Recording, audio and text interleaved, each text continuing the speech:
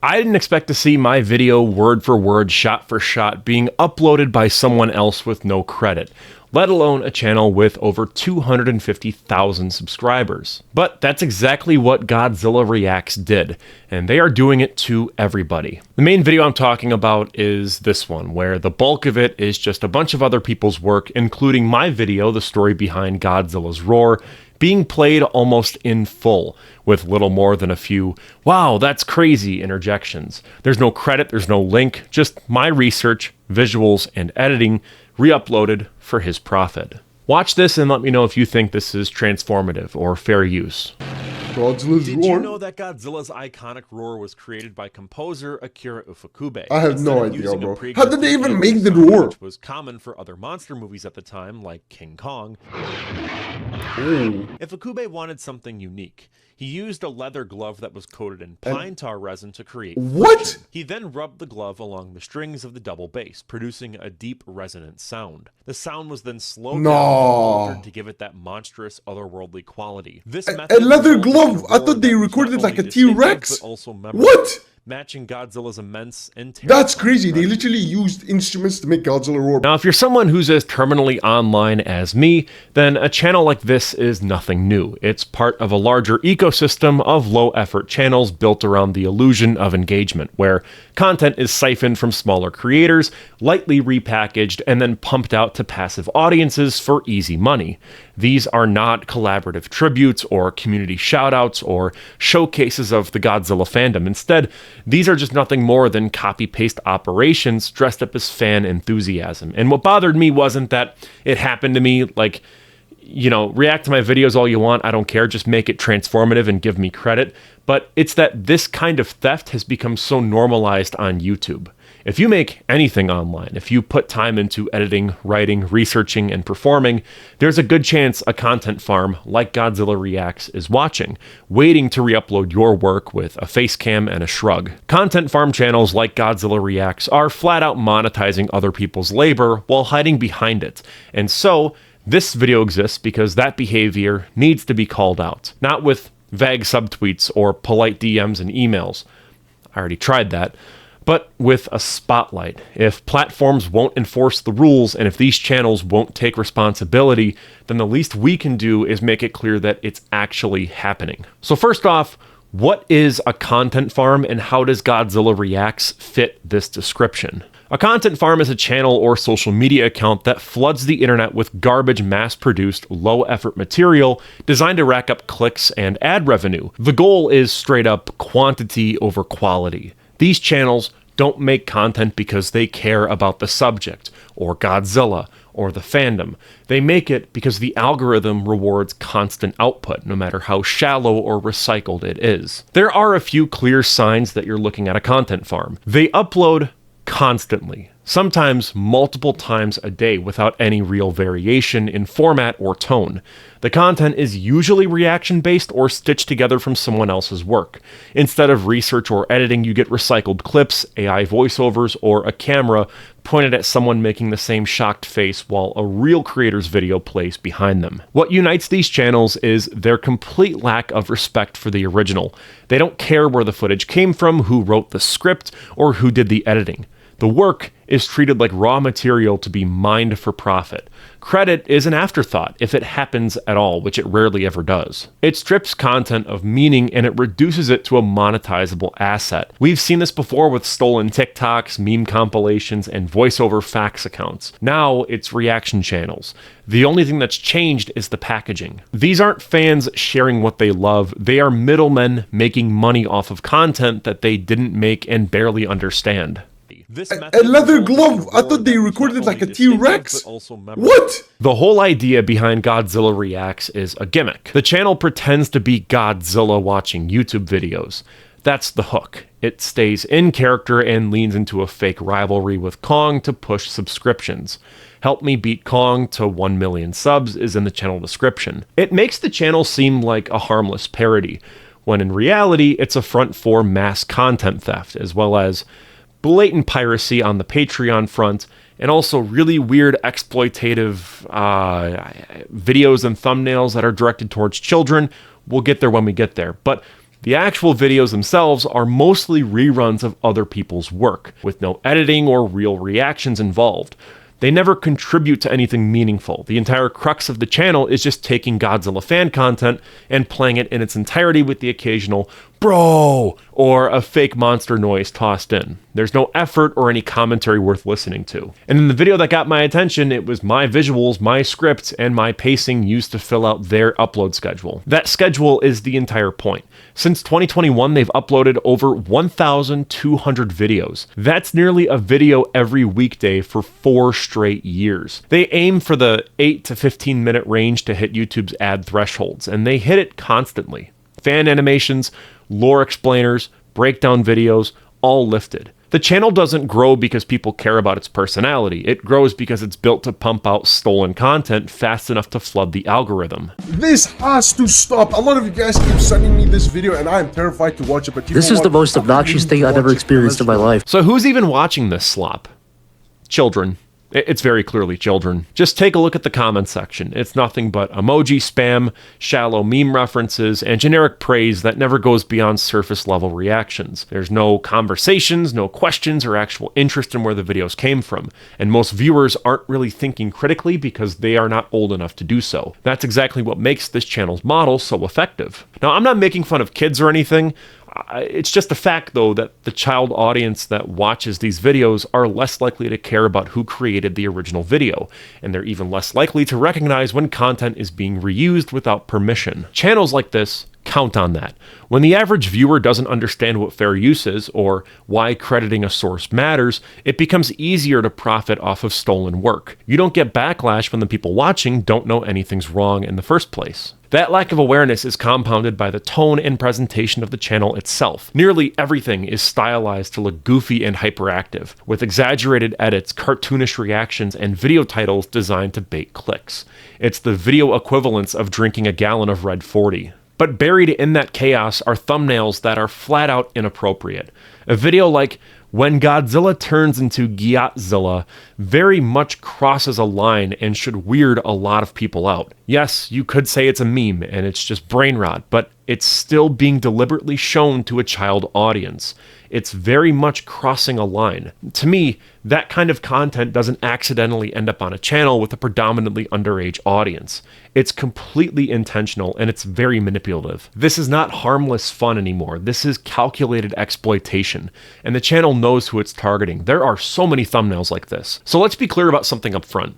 Reaction content can qualify as fair use. I'm not saying that reaction videos are all, stolen content, or I'm not saying react harder either. If a creator takes an existing work and builds on it, offering new meaning, criticism, or context, that can totally be transformative. In fact, that is the legal standard, but the purpose of the new content has to be different from the original, and it has to do more than just replace someone else's work with filler. Godzilla Reacts doesn't meet that standard.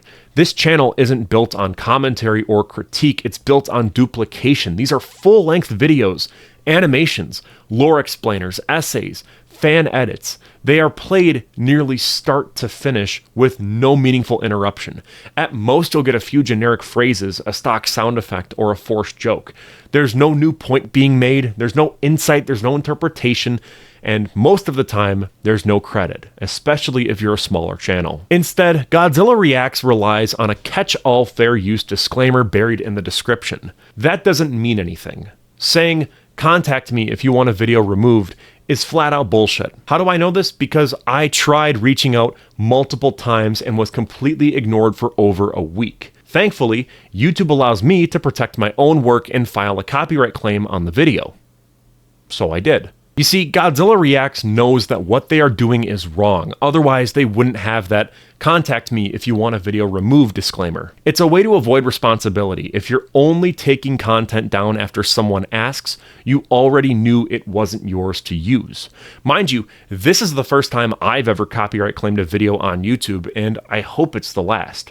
All I ask is that you, at bare minimum, credit me and make the video transformative. And yes, before anyone tries to flip this around on me, I have used copyrighted material before in the past, and I will continue to do so. I've covered Godzilla films, I've reacted to fan projects, I've even featured full clips and breakdowns, but again, The way I use third-party content and the way that Godzilla Reacts uses third-party content are night and day, since my videos don't serve as a replacement for the original work. I'll give you a very specific example. When I talked about Shelter 54 by Lost Utopia Films, I didn't sit back and just let it play.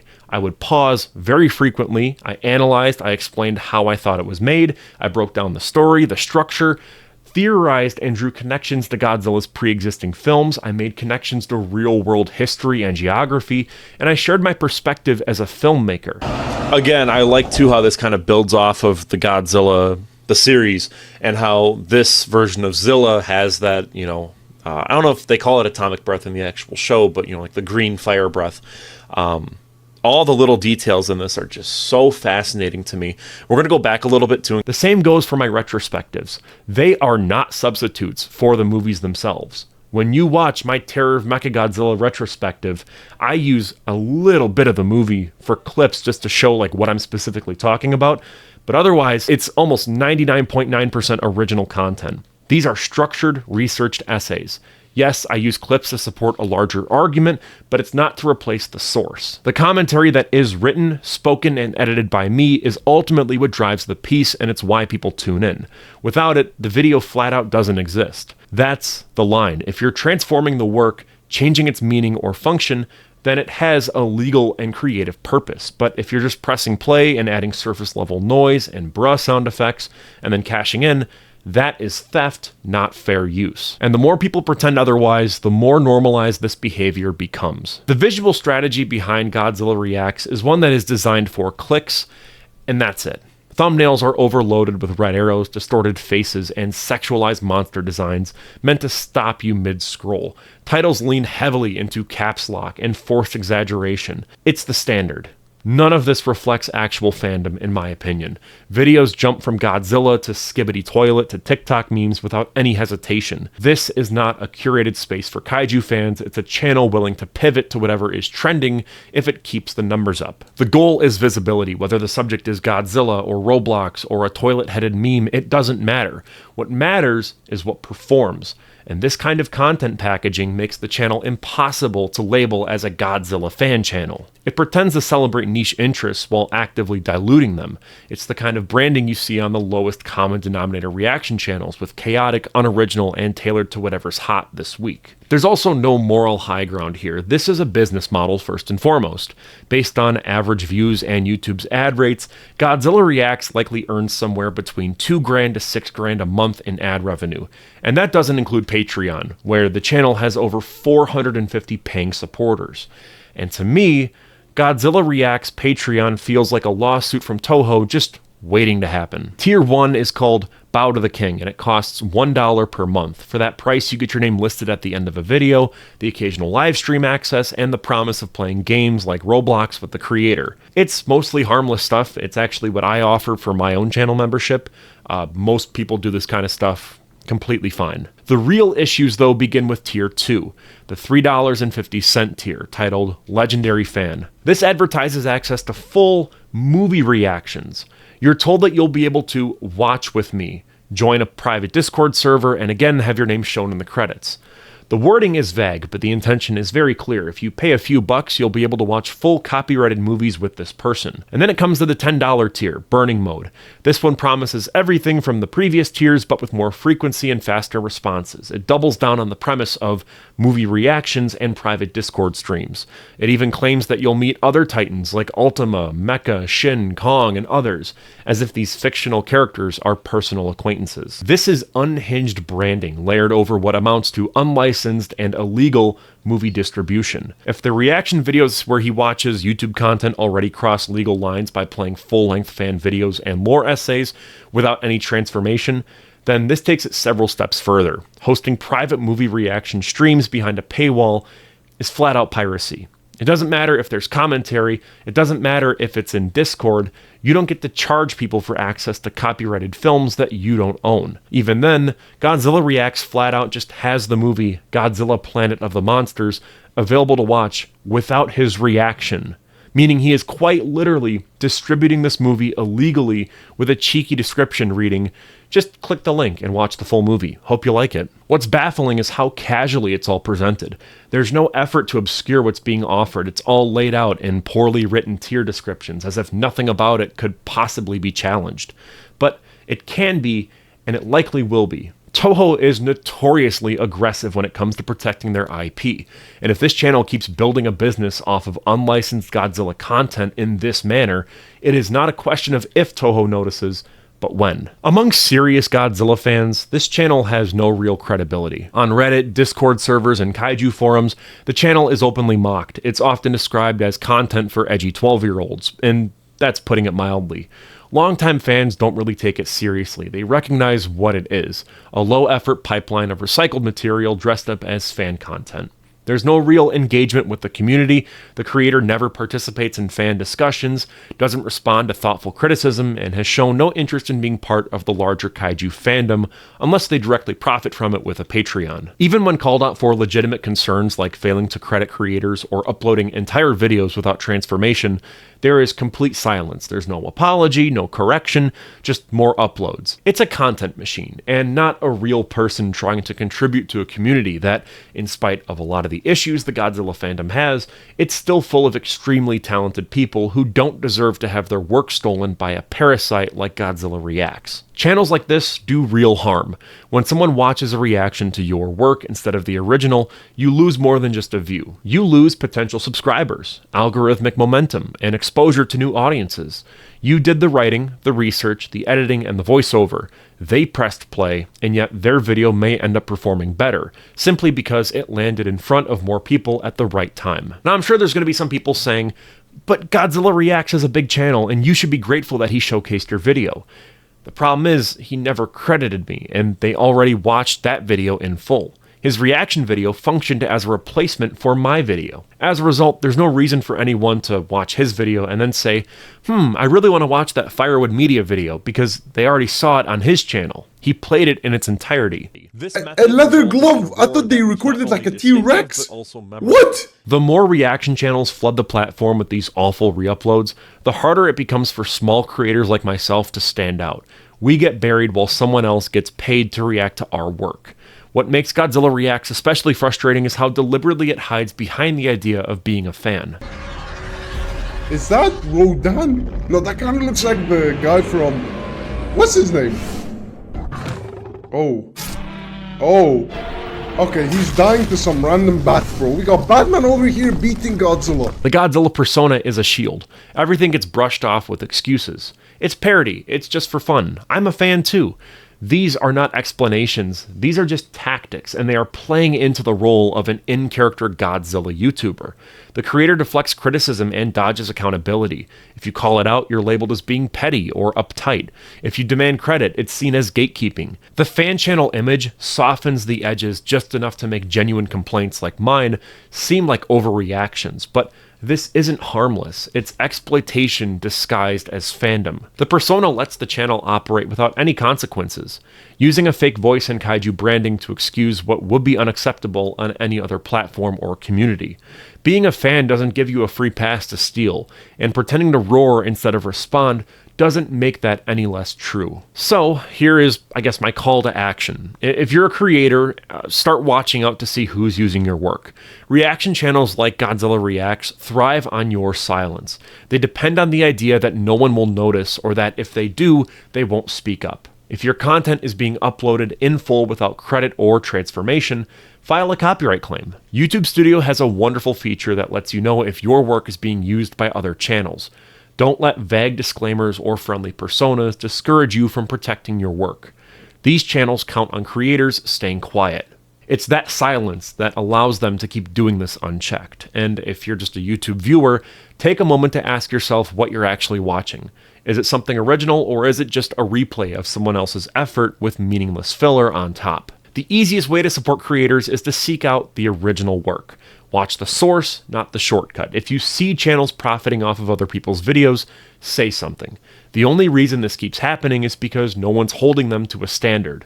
If you care about the creators behind the content you enjoy, then please make that support visible. If we want platforms like YouTube to mean anything for independent creators, we need to start drawing lines. Calling garbage like this out is not drama, it's totally necessary for the creator space, because the longer we let it slide, the more we tell bad actors that it's okay to exploit real work for fake engagement. And that is not something that any creator should have to accept. And with all that out of the way, I'm Cole McCormick, you are watching Firewood Media. Really quick, I just wanted to announce that I will be attending G-Fest in Rosemont, Illinois on Sunday, July 13th. If you are planning to go, feel free to say hi. This will be my second time at G-Fest as a creator, and I'll be walking around most of the day checking out the panels, the vendor booths, and if you see me, don't be afraid to come up and say hi. Huge thank you to our channel members. Your support makes these videos possible. If you're new to the channel, I'm currently working on a Godzilla retrospective series, and I just finished talking about every film in the Showa era. I'm also working on some Superman and Gamma retrospectives as well, so check those out too. Thanks again for watching, and I will see you in the next one. Peace out.